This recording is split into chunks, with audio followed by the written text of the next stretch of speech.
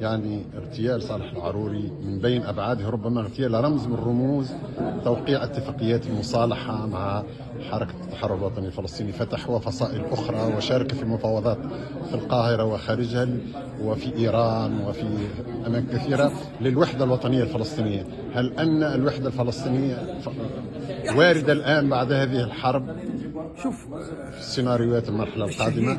صالح العروري رحمة الله عليه يعني هو شخصية كانت واقعا فريدة، سواء كان في فهم المشهد السوري والتعاون مع النظام في سوريا، أو في توسيع دائرة التعاون مع إيران ومحور المقاومة، وأدى دور كبير في هذا الإطار. ولكن يجب أن لا ننسى أن هذا الخيار هو خيار حركة حماس. صح، هو أدى دورا كبيرا، ولكن الخيار خيار حماس، وأتصور أنه سيستمر ولن يتأثر بهذا الاغتيال الغادر الذي حدث من قبل الكيان الصهيوني.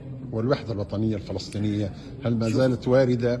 يعني هل أنا بعد الحرب ما حدث مع الأسف هو أثر على الوحدة الفلسطينية بسبب وجود وجهات نظر مختلفة بالنهاية في مواجهة الكيان الصهيوني.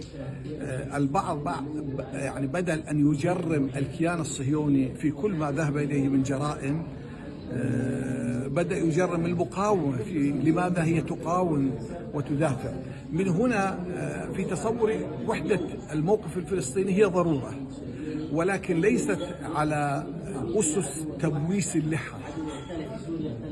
أن يكون هناك برنامج واضح المعالم في دعم المقاومة، لأن المقاومة أثبتت هي السبيل الوحيد، وأن الكيان الصهيوني لا يفهم لغة غير لغة القوة، وليس هناك من طريق إلا المقاومة. شكرا.